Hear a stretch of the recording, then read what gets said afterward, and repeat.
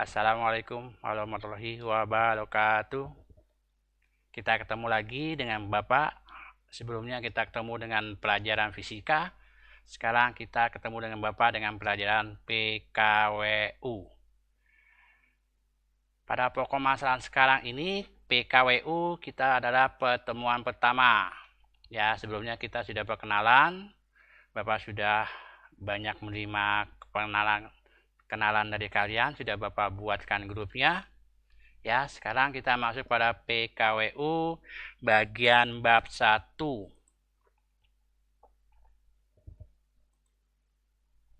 Bab 1 itu berjudul Wirausaha Kerajinan dengan Inspirasi Budaya Non-Benda. Ya, jadi di mana wirausaha itu dia membuat suatu kerajinan yang menginspirasikan budaya yang non-benda. Contohnya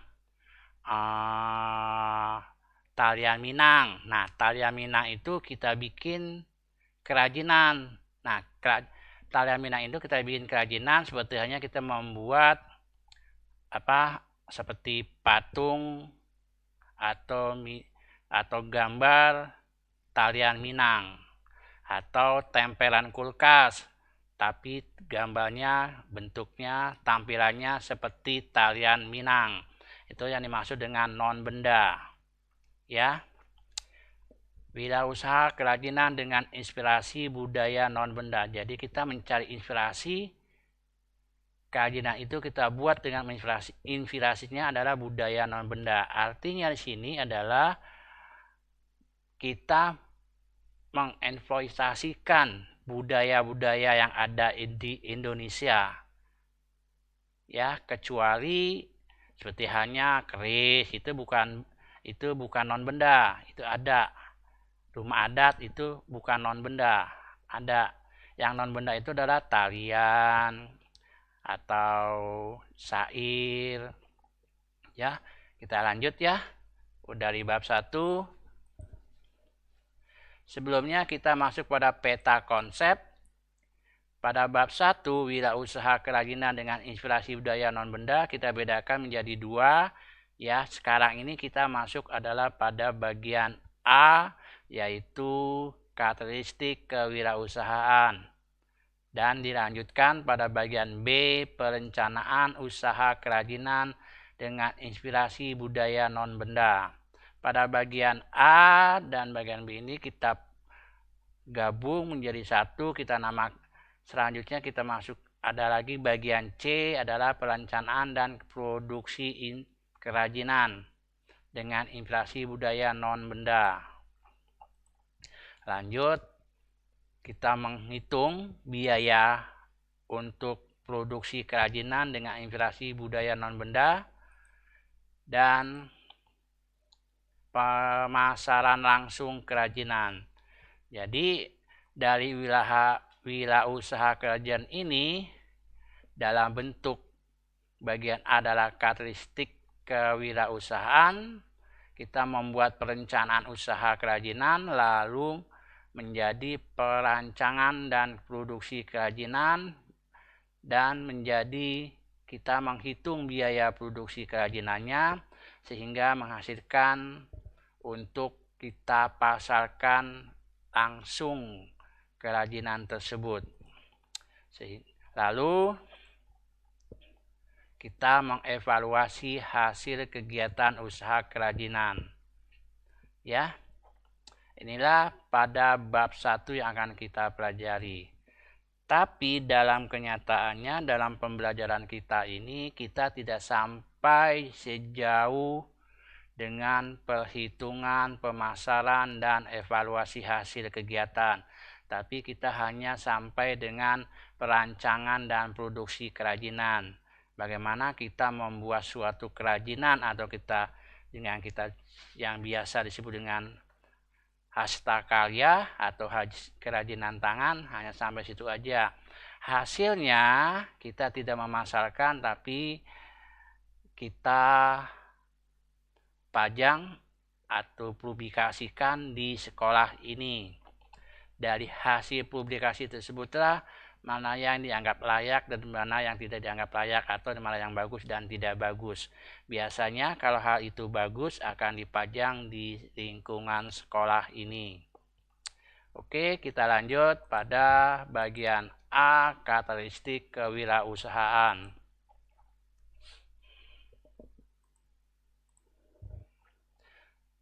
Simaklah gambar di bawah ini. Ini adalah contoh-contoh gambar hasil kerajinan. Ini terbuat dari batok kelapa yang dihaluskan lalu dibikin dengan tambahan-tambahan dari kawat, atau juga bisa dari kumpulan-kumpulan kertas yang kita namakan dengan clay. Kita gabung ya. Ini kura-kura, bisa juga sebagai asbak atau tempat yang lainnya. Dan ini adalah dari botol air minum mineral, kita buat kap lampu. Ini sebagai buat kap lampu yang kita hias. Sedangkan ini adalah contoh tas yang terbuat dari bungkus Sunlight, sabun cuci. Ya, kita bisa buatkan. Dan juga ini adalah figura yang kita buat dari kumpulan kertas kolan yang kita gurung sehingga membentuklah dia figura. Ini figura juga yang terbuat dari stik es krim. Ini figura yang terbuat dari potongan-potongan ranting bekas yang kita potong kecil-kecil melingkar.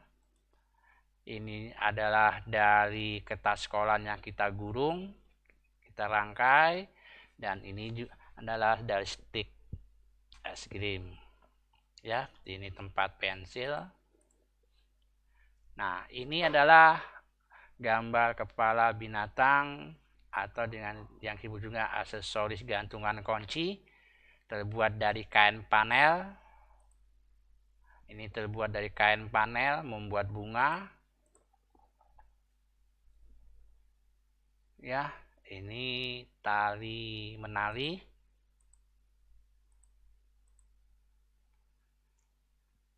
Kalau kita lihat, perhatikan, ini adalah benang yang kita bikin dari balon.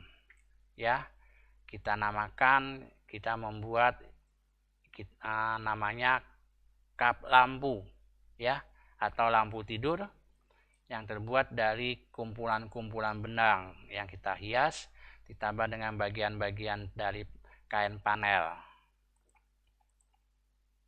Sedangkan yang ini adalah hasil dari karya, ini adalah bahan karet yang mudah membeku. Ya, ini dibuat dari zat kimia sehingga dia membeku. Oke, nanti kita akan lihat ya cara pembuatannya ini. Ini layangan. Ini kita buat dari triplek yang kita bikin sebagai jam dinding. Ini dari sendok plastik yang kita membuat kap lampu seperti halnya nanas, gambar nanas. Ini gulungan kertas kolan yang kita gurung lalu kita anyam menjadi bentuk seperti keranjang. Ini ada contoh daripada bentuk keranjang tempat pensil. Ini adalah jam dinding dari stik es krim. Ini dari batang-batang ranting pohon bekas. Ini kap lampu. Ini figura-figura, ya.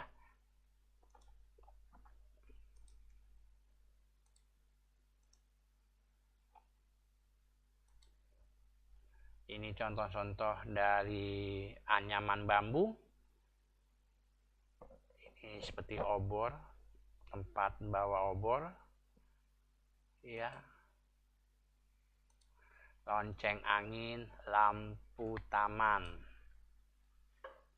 Ini figura, bingkai bambu.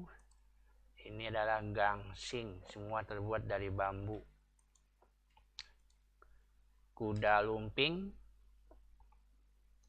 atau dikenal dengan kuda kepang atau jarang kepang. Ini kain panel yang kita buat seperti huruf.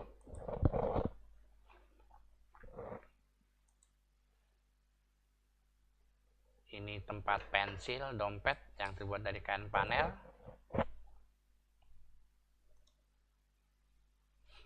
Ini contoh-contoh orang yang sukses dalam wirausaha dari kain panel.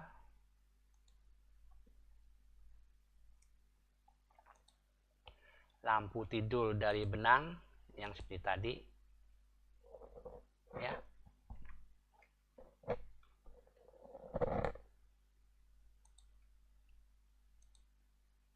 Beberapa gambar di atas adalah beberapa contoh hasil prakarya.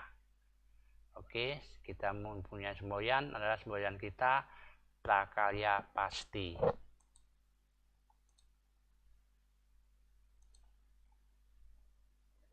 Apa itu prakarya?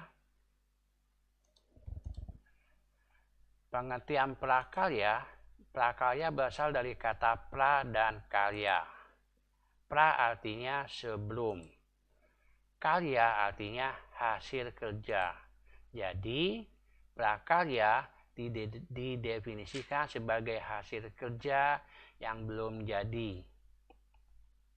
Prakarya masih merupakan plot of concept atau sebuah prototip atau bentuk kasar atau dasar suatu karya. Prakarya belum mempunyai target pemasaran, oleh karena itu belum ada pengguna atau konsumennya. Satu-satunya penggunanya adalah si developer atau desainer itu sendiri. Kualitas belum menjadi perhatian karena yang penting bentuk dasarnya saja. Harga sebuah prakarya ditentukan oleh subjektif sebab belum tahu potensi dasar pada pasarannya. Prakarya memiliki pengertian keterampilan, hastakarya, kerajinan tangan, atau keterampilan tangan. Itu adalah pengertian daripada prakarya. Bahan yang digunakan tersedia secara umum di pasaran, sehingga kita tinggal merangkai ataupun memanfaatkan limbah dari bahan bekas. Prakarya mempunyai peranan penting dalam pengembangan kreativitas, serta mengembangkan menjadi sebuah inovasi baru. Pengolahan prakarya. Arti pengolahan prakarya adalah membuat atau menciptakan. Pada dasarnya prinsip kerja pengolahan prakarya adalah mengubah bahan mentah menjadi produksi hasil dengan mencampur atau memodifikasi bahan tersebut. Manfaat pendidikan teknologi pengolahan. Sebagai pelatih rasa yang dapat dikorelasikan dalam kehidupan sehari-hari, pengolah telah dilakukan oleh pendahulu bangsa dengan teknologi tradisi yang sederhana tetapi telah menunjukkan konsep pengolahan yang applicable. Prakarya pengolahan melatih peserta akan rasa sabar maupun berpikir praktis serta ke depan. Ya, ini simbol prakarya.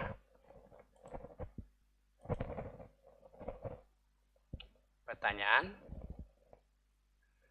apa yang akan kalian lakukan setelah menyelesaikan pendidikan di SMA Negeri 77?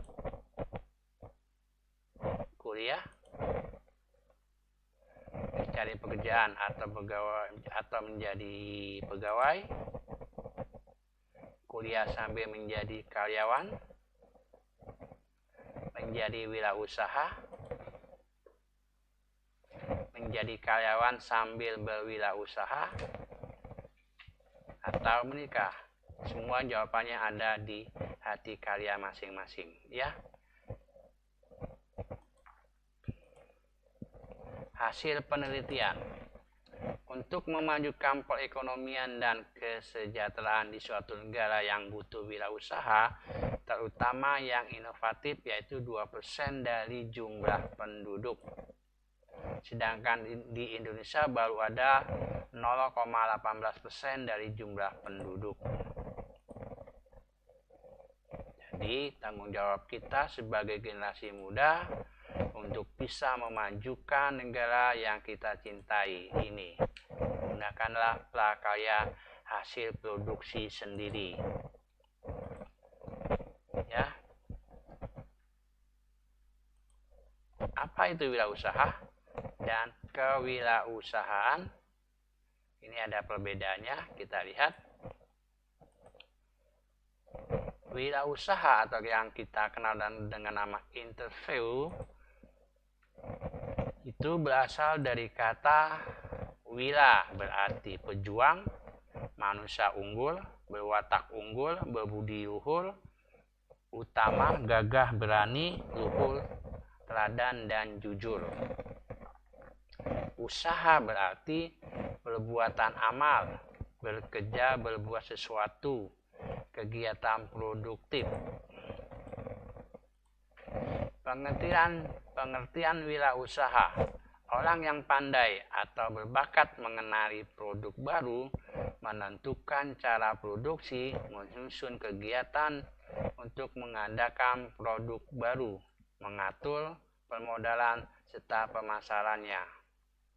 Wirausaha atau interview adalah pelaku. Jadi wirausaha itu adalah pelaku, wirausahator, pemikir.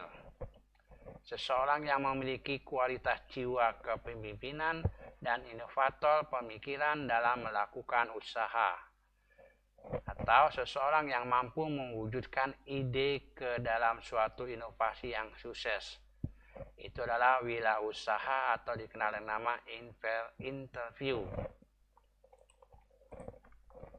Kewirausahaan berasal dari bahasa Inggris, yaitu entrepreneurship. Kewirausahaan adalah semangat, sikap, perilaku, dan kemampuan seseorang dalam menangani usaha atau kegiatan yang mengarah pada usaha mencari, menciptakan, serta menerapkan cara kerja, teknologi, dan produk baru dengan meningkatkan efisiensi dalam rangka memberikan pelayanan yang lebih baik dan memperoleh keuntungan yang lebih besar.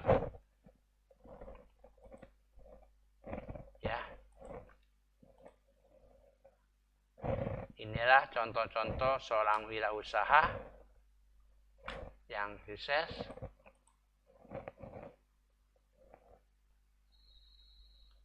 Siapa dia? Kamu udah kenal? Siapa dia? Apalagi dia sudah kenal. Ini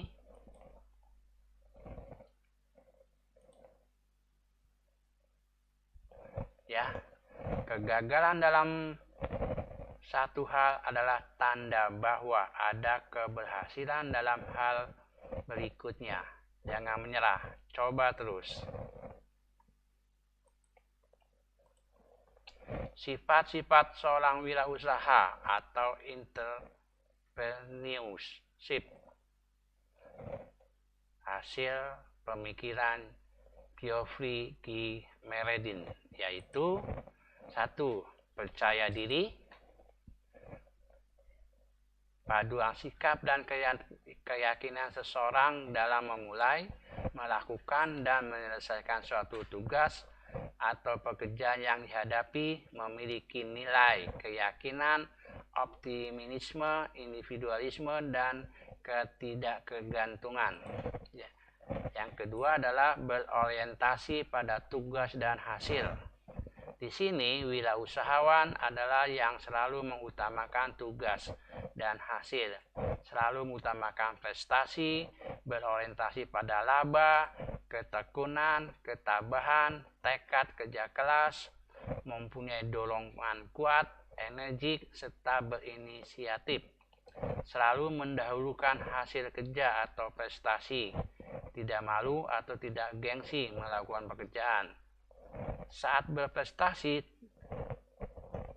tidak pernah puas dengan hasil sehingga usahanya semakin maju dan berkembang. Berani mengambil suatu resiko. Setiap wirausaha memiliki kemampuan untuk mengambil resiko karena ingin menjadi pemenang, tetapi dengan jalan atau cara yang terbaik, dan tidak takut mengambil risiko yang besar karena mereka telah mempertimbangkan atau memperhitungkan akan berhasil dalam mengatasi risiko itu. Wirausaha lebih menyukai usaha yang lebih menantang untuk mencapai kesuksesan. Yang keempat, memiliki jiwa kepemimpinan. Di sini wirausahawan dituntut memiliki sifat kepemimpinan, kepelaporan, dan keteladanan. Dengan menggunakan kemampuan kreativitas dan inovasi, mereka selalu menampilkan barang dan jasa-jasa yang dihasilkannya dengan lebih cepat, lebih dahulu daripada pasar, selalu menyesuaikan diri dengan organisasi yang dipimpinnya, berpikir terbuka dengan mau mendengarkan kritik dan saran dari bawahannya, dan bersifat responsif terhadap masalah-masalah yang dihadapi. Yang kelima, berorientasi pada masa depan. Wirausahawan yang berorientasi pada masa depan adalah orang yang memiliki perspektif dan pandangan pada masa depan. Mereka tidak cepat puas dengan keadaan yang sekarang dan terus menciptakan sesuatu yang baru dan berbeda. Selalu tahu cara mengembangkan bidang usahanya di mana di masa depan agar kontinuitasnya tetap terjaga. Yang keenam, keorisinilan. Wirausahawan tidak pernah mau mengekor atau mengikuti pada keberhasilan orang lain, justru menemukan sesuatu yang baru. Mereka selalu kreatif dan inovatif serta mampu mewujudkan ide-ide yang muncul. Itulah salah satu daripada karakteristik wirausahawan. Menurut Fadel Muhammad, ada sekitar 7 ciri yang merupakan identitas seorang wirausaha, yaitu 1. Kepemimpinan, 2. Berinovasi, 3. Pengambilan keputusan, 4. Sikap tanggap dalam perubahan, 5. Ekonomi dan efisiensi, 6. Visi masa depan, dan 7. Sikap terhadap resiko. Itulah menurut Fadel Muhammad ada 7 ciri yang merupakan identitas seorang wirausaha. Karakteristik wirausahawan. 1. Inisiatif. Seorang wirausaha harus mempunyai inisiatif, yaitu prakarsa atau inisial dalam membuka peluang atau membangun kegiatan yang berguna bagi dirinya dan orang lain. 2. Disiplin. Dalam menjalankan kehidupan kegiatan usahanya, wirausahawan dituntut untuk memiliki kedisiplinan. Kedisiplinan harus diterapkan dalam berbagai hal sesuai dengan usaha yang sedang dijalankan. Dan yang ketiga, komitmen tinggi. Untuk mendukung tercapainya keberhasilan usaha, wirausaha harus mempunyai komitmen yang tinggi terhadap kegiatan usaha yang dijalankannya. Yang keempat, jujur. Sifat jujur adalah perilaku utama yang harus ditonjolkan wirausaha untuk membangun kepercayaan atau yang dikenal dengan nama kredibilitas dari semua pihak, antara lain mitra kerja, kreditor, dan pelanggan. Yang kelima, kreatif dan inovatif. Wirausaha harus mempunyai kreativitas atau daya cipta yang relatif tinggi, intuisi yang kuat, wawasan yang luas, prakarsa inisiatif yang relatif tinggi, sehingga mampu menjadi pribadi yang inovatif. Dan yang keenam, mandiri dan realistis. Di sini, wirausaha harus memiliki sikap hidup mandiri, dinamis, dan dapat memandang kehidupan serta perkembangan bisnis secara realistis. Ia harus memiliki jiwa kepemimpinan dan sikap yang pantang menyerah. Seorang wirausaha biasanya mempunyai kemampuan tertentu, antara lain kemampuan dalam membuka, mencari, menciptakan, dan menggunakan peluang, kemampuan untuk menemukan sesuatu yang baru, kemampuan untuk menyatukan faktor-faktor produksi atau mengorganisasikan perusahaan secara efektif dan efisien, mampu dalam beradaptasi dengan lingkungan bisnis, masyarakat, dan pemerintah, kemampuan dalam mengambil keputusan dan meminimalkan risiko, kemampuan memanfaatkan fasilitas dan teknologi yang ada, dan kemampuan untuk bersaing dengan pihak lain.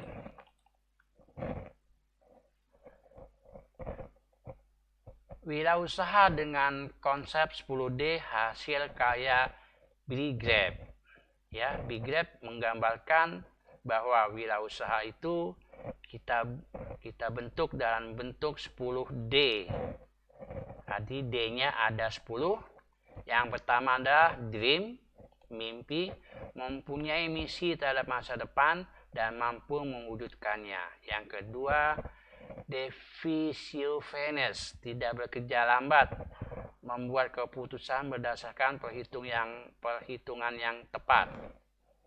Door, membuat keputusan dan melaksanakannya. Yang keempat, determination, melaksanakan kegiatan dengan penuh perhatian. Yang kelima, dedikasi.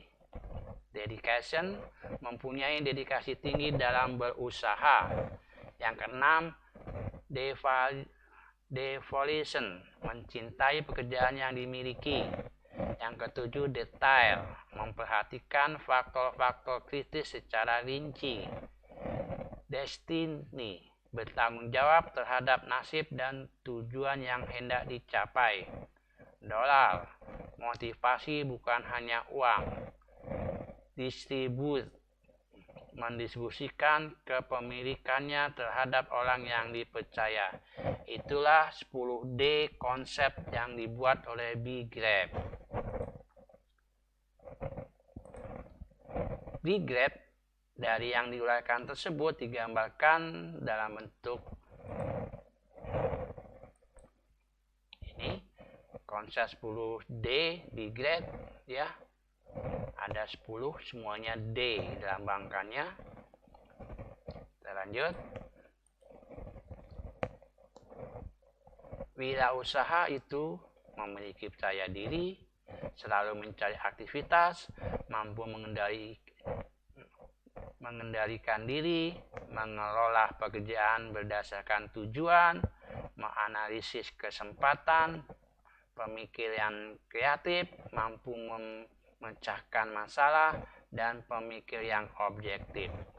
Jadi banyak sekali yang dimiliki oleh wirausahaan dalam usaha yang sukses. Faktor-faktor penyebab kegagalan dan keberhasilan seseorang berdasarkan karakteristik wirausahawan. 1. Keberhasilan wirausahawan. Untuk menjadi seorang wirausahawan diperlukan dukungan dari orang lain yang berhubungan dengan bisnis yang kita kelola. Seorang wirausaha harus mampu menghadapi tantangan dan resiko yang ada. Resiko dijadikan sebagai pemicu untuk maju. Dengan adanya resiko, seseorang wirausahawan akan semakin maju. Menurut Muffi dan Pick yang diterjemahkan dalam bukunya Bukhari Alam, ada 8 anak tangga yang meliputi keberhasilan seorang wirausaha dalam pengembangan profesinya, yaitu 1. Kerja keras. Kerja keras merupakan modal keberhasilan seorang wirausaha. Setiap pengusaha yang sukses menempuh kerja keras yang sungguh-sungguh dalam usahanya. Yang kedua, bekerja sama dengan orang lain. Kerjasama dengan orang lain dapat diwujudkan dalam lingkungan pergaulan sebagai langkah pertama untuk pengembangan usaha. Seorang wirausaha harus murah hati, mudah bergaul, ramah, dan disenangi masyarakat, dan menghindari perbuatan yang merugikan orang lain. Yang ketiga, penampilan yang baik. Penampilan yang baik ditekankan pada penampilan perilaku yang jujur dan disiplin. 4. Yakin. Seorang wirausaha harus dapat yakin kepada diri sendiri, yaitu keyakinan untuk maju dan dilandasi ketekunan serta kesabaran. Pandai membuat keputusan. Seorang wirausaha harus dapat membuat keputusan jika dihadapkan pada alternatif sulit dengan cara pertimbangan yang matang. Jangan ragu-ragu dalam mengambil keputusan yang baik sesuai dengan keyakinannya. Yang keenam, mau menambah ilmu pengetahuan. Dengan menambah ilmu pengetahuan, terutama di bidang usaha, diharapkan seorang wirausaha dapat mendukung kemampuan dan kemajuan dalam usaha. Dan yang ketujuh, ambisi untuk maju. Tanpa ambisi yang kuat, seorang wirausaha tidak akan dapat mencapai keberhasilan. Ambisi yang kuat harus diimbangi dengan usaha yang keras dan disiplin diri yang baik. Yang terakhir, 8. Pandai berkomunikasi. Seorang wirausaha harus dapat menarik orang lain dengan tutur kata yang baik, sopan, jujur, dan percaya diri. Dengan demikian akan memberi kesan kepada orang lain menjadi tertarik, dan orang akan percaya dengan apa yang disampaikan. Itulah keberhasilannya. Kita masuk pada kegagalan wirausahawan. Penyebab kegagalan dalam usaha pada umumnya disebabkan oleh 4 faktor utama, antara lain 1. Kurangnya dana untuk modal.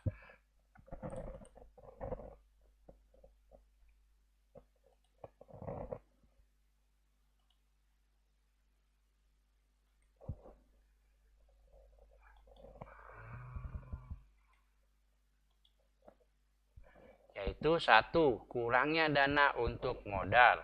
2. Kurangnya pengalaman dalam bidang bisnis.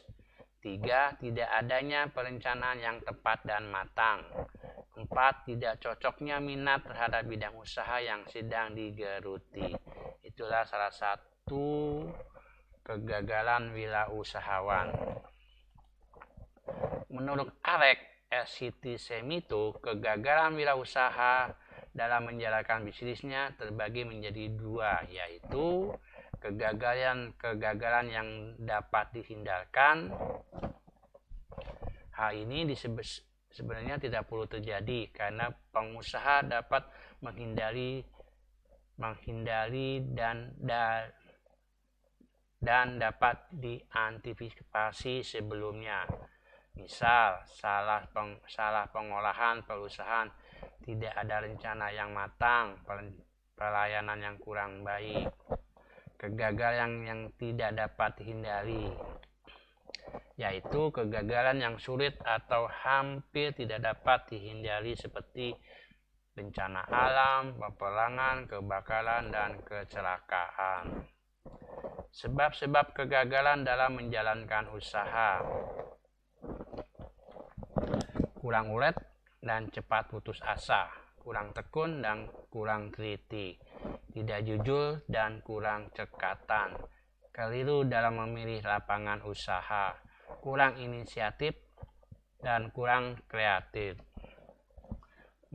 memulai usaha tanpa pengalaman dengan modal pinjaman, mengambil kredit tanpa pertimbangan yang matang, kurang dapat menyesuaikan dengan selera konsumen, pelayanan yang kurang baik, banyaknya piutang ragu-ragu, banyaknya pemborosan dan penyimpangan, kekeliruan menghitung harga pokok, menyamakan perusahaan sebagai badan sosial, sulit memisahkan antara harta pribadi dengan harta perusahaan, kemacetan yang sering terjadi, dan kurangnya pengawasan. Ya, di sini Bapak tampilkan contoh-contoh wirausahawan yang sukses. Sabtuari Sugiharto sukses sebagai kedai digital.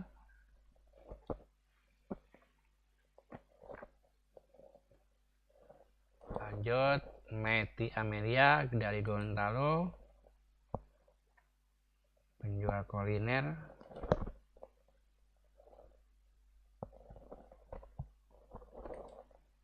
Yosef Theodorus Wuryanandi atau dikenal dengan Goger ya.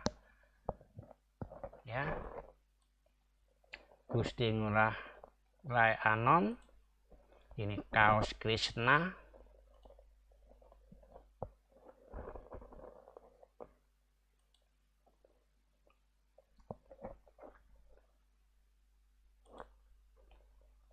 PNWD Dadi, PNWD Dana, Mentempeh, ayam betutu.